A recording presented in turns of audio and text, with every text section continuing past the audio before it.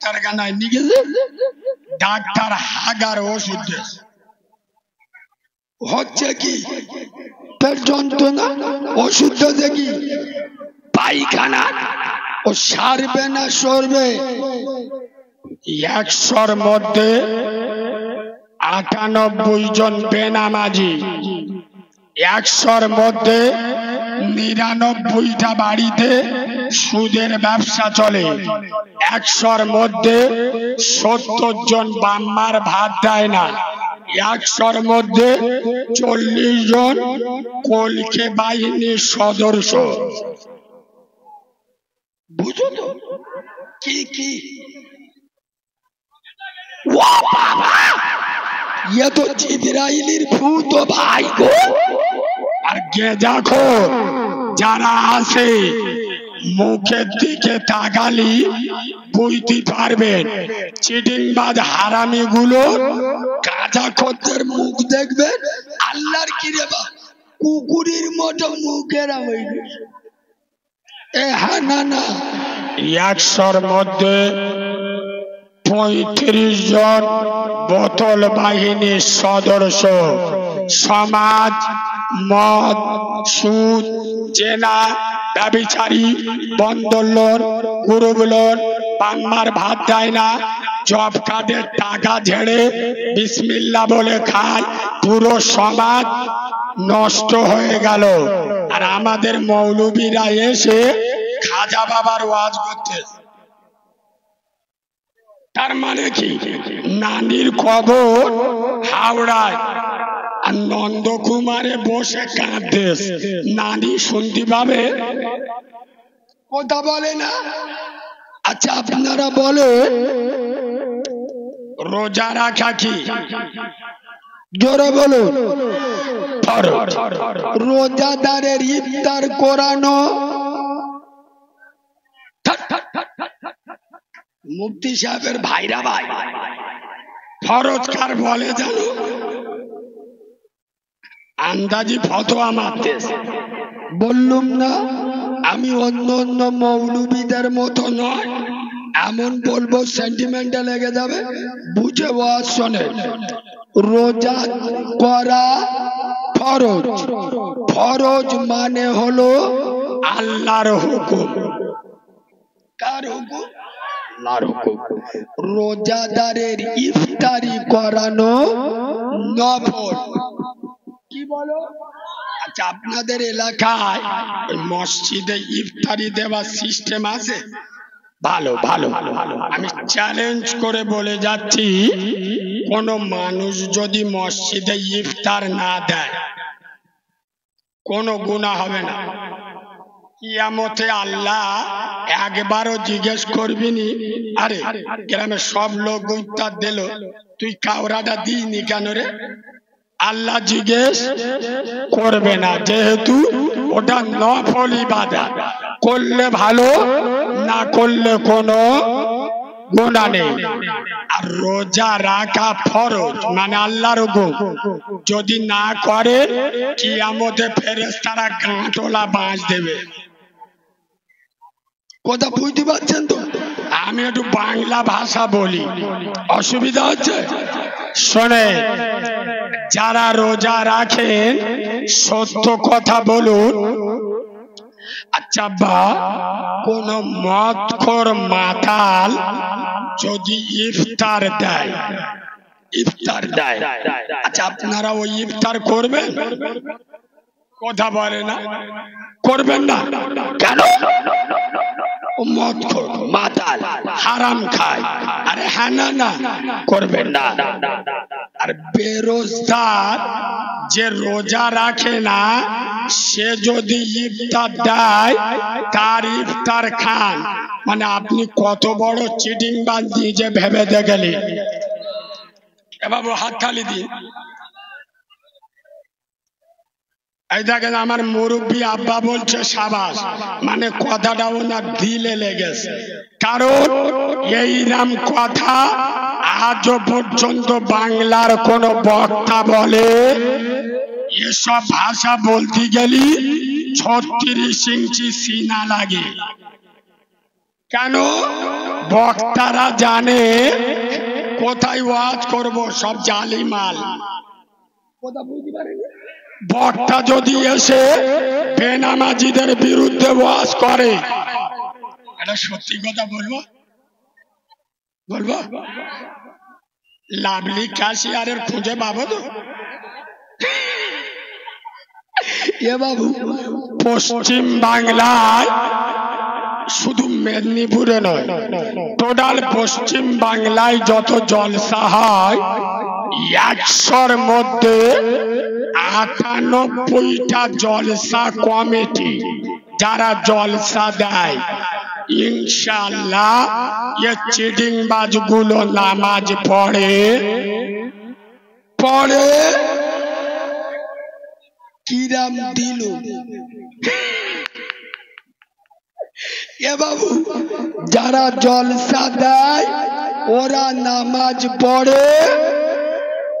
বক্তা যদি এসে বেনামাজিদের বিরুদ্ধে ওয়াজ করে, আচ্ছা সত্য কথা বলো, জলসায় চাঁদা দেয় বেশি কারা, নামাজি না বেনামাজিরা?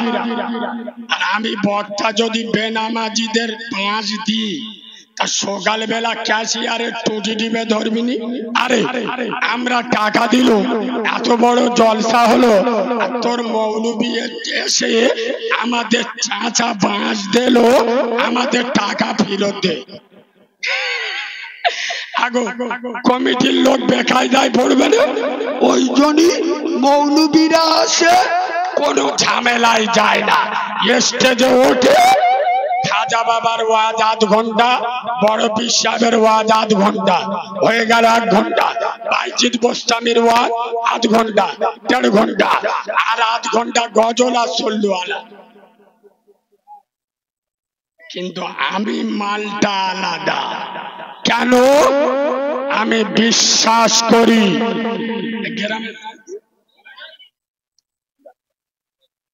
বরাগুনির কোন বাঁদরের বাচ্চার হাতে আমার রেজেক নাই। আমার রেজেকের মালিককে। 64 বছর বয়স নামাজ পড়িস না, 60 বছর বয়স হারাম খাওয়া ছাড়িস না, 50 বছর বয়স হয়ে গেল মুখে দাড়ি রাখিস না, মাসে মাসে প্রতাপপুর আর ফুরফুরাই ছুটি, বাম্মার ভাত দিস না, আমি বলবো তুই কাউরার বাচ্চা, ইমানদারের বাচ্চা নয়। যদি আমার ভাষা পছন্দ না হয় আমার দাওয়াত দেবে না।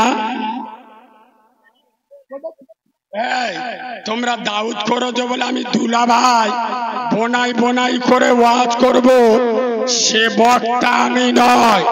বলো মুসলমানের বাচ্চা, কোন মদখোর মাতাল যদি মদ খেয়ে মসজিদে যায় জুমার নামাজে, আগো মুসল্লিরা ওর আই লাভ ইউ বলবে? চুপ কর, দুটো পায়খানায় ছুঁইবে মুখে ঝাড়বি নি, কথা বলে না কেন? মদ খেয়ে মসজিদে গেছে। বলো মুসলমানের ছানা, মুসলমানের বাচ্চা মদখোর যদি মসজিদে যায়, জুতো পেটা করো, সুদখোর মসজিদে গেলে তুলা ভাই বলে সামনে দাঁড় করান কেন?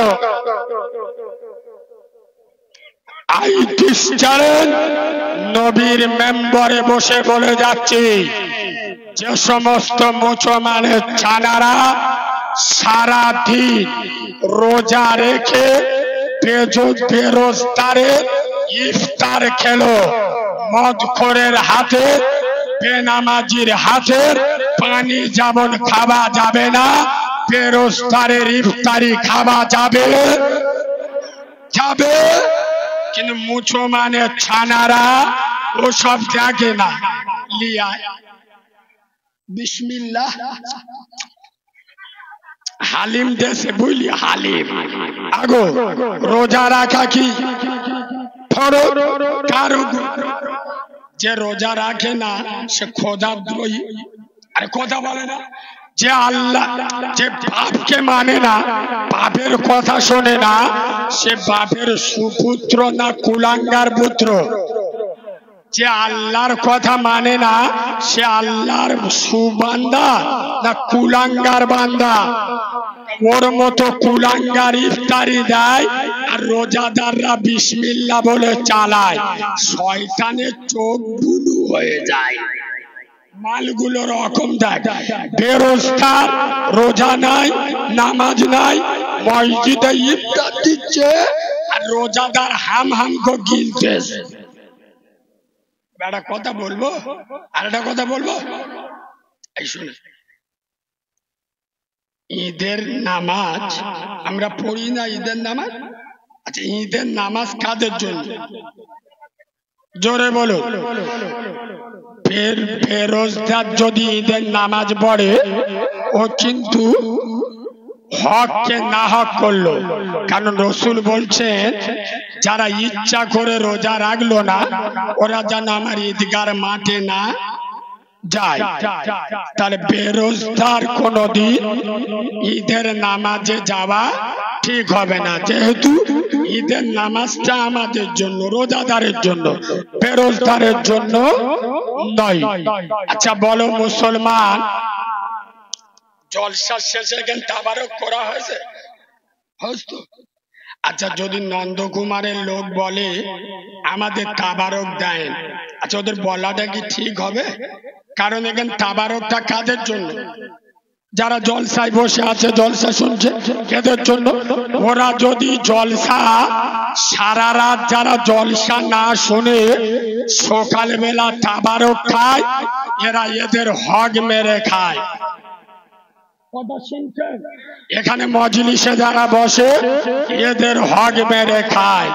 ঠিক তেমনি রোজা না রেখে ইফতার পার্টির নামে যে সমস্ত হারামখোরগুলো ইফতার পার্টিতে ইফতার খায়, এরা রোজাদারের হক মেরে খায়। এরা হলো হারামখোর। শুধু হারামখোর নয়, হারামখোরের বাচ্চা হারামখোর। এই কথা শুনতে, আর আমি চ্যালেঞ্জ করে বলে যাচ্ছি, ইফতার পার্টি বলে শরিয়াতে কোনো পার্টি নাই। ইফতার পার্টি এগুলো যারা করে, যারা যান, মুসলমানদের উচিত, এখানে আলেমরা বসে আছে, জিজ্ঞেস করে নেন খাবার একটা ফরজ, হালাল না হারাম জেনে খাবা। পার্টির যে ইফতার বাড়ি গুলো হয়, ওসব টাকাগুলো ফেরেশতারা দিয়ে দেয়। কোন গরিবের জব কার্ডের টাকা ছাড়া, কোন গীতাঞ্জলির ঘর বাড়ার টাকা নিয়ে ইফতার করেছে, আর রোজাদার আল্লাহুম্মা লাকাল হামদ ওয়া লাকাশ শুকর, ফেরেশতারা বলে আল্লাহ আদলা ইটির বাড়ি মাথায় ঝাড়বো। এরা মনে হয় রাগ করছে, তাই না? রোগের ওষুধ দিচ্ছি তো রাগ হবে।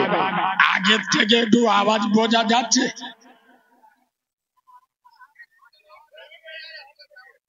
আল্লাহ যেন কবুল করে, বলেন আল্লাহুম্মা।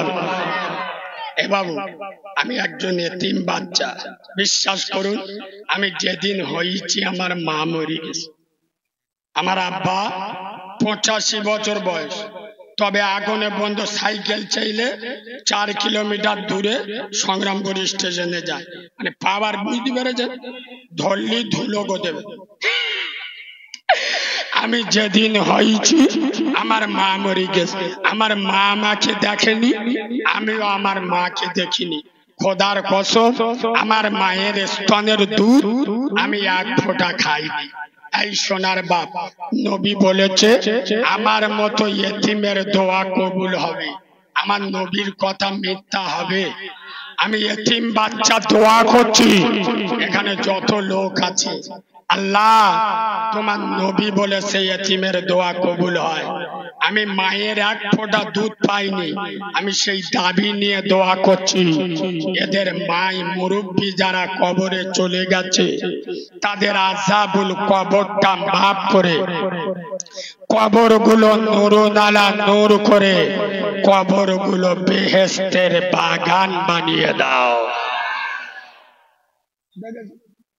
মাথা ব্যথার মলম নে পোঁদে ব্যথায় লেগে গেছে। এখানে সুবহানাল্লাহ বলতে হয়, এখানে বলতে হয় আল্লাহুম্মা, মানে আল্লাহ আপনি কবুল করুন। আমি দোয়া পড়লাম, আপনারা সমর্থন করলেন। আচ্ছা, আমি আপনাদের এই দোয়াটা ভালো দিলাম না খারাপ দিলাম? বিনিময়ে আমার কিছু দেবেন না? ভয় নেই, টাকা টাকা চাইব, এক জায়গায় ঝেড়ে আসতেছে, মোটা মাল নিয়ে টাকা চাইব। আমি শুধু চাইব আপনারা যেভাবে বসে, ওই মুসলমানি দিলি যেরাম বসে ওরাম বসা হয়েছে, জান্নাতের বাগানে এরকম বসে না। আমি একটু চাইব আপনারা একটু সামনে চেপে আসুন।